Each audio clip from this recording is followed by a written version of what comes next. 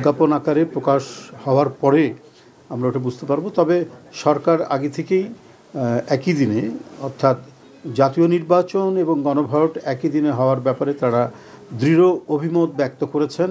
বাংলাদেশ জাতীয়তাবাদী দল এবং বাংলাদেশের আরও অনেক গণতন্ত্রকামী রাজনৈতিক দল যাদের ফ্যাসিবাদের বিরুদ্ধে সংগ্রামের ঐতিহ্য রয়েছে এবং যারা সংগ্রাম করেছেন, প্রত্যেকে এই ব্যাপারে একমত যে একই দিনে জাতীয় নির্বাচনের সাথে গণভোট হওয়া উচিত। এ ব্যাপারে এদেশের মানুষ, সাধারণ জনগণ এবং আমি দেখেছি সরকারের অনেক উপদেষ্টারাও এই বিষয়ে কথা বলেছেন। আজকে আমি দেখলাম যে অর্থ উপদেষ্টা তিনিও বলেছেন এবং সরকার এই ব্যাপারে একমত রয়েছেন এবং এটাই জনগণের চাহিদা, আকাঙ্ক্ষা এবং আশা করি সরকার সহমত হবেন জনগণের এই আকাঙ্ক্ষার প্রতি এবং জাতীয় নির্বাচন এবং গণভোট একই দিনে হবে এবং সেই ক্ষেত্রে যথাযথ দায়িত্ব পালন করবে সরকারের প্রশাসন এবং নির্বাচন কমিশন।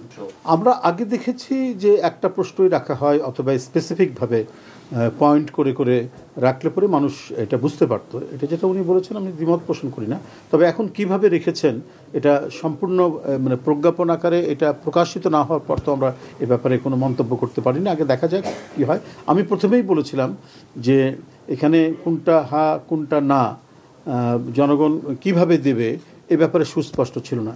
তো সরকার কিভাবে করেছেন আগে এটা আমরা দেখে নেওয়ার পর তখন মন্তব্য করবো এই বিষয়ে। নির্বাচন নিয়ে কোনো সংখ্যা দেখছেন কিনা? আমি তো এমনি দেখি না, সাধারণ মানুষের মধ্যে কেউ কোনো সংখ্যা দেখছেন বলে আমি মনে করি না।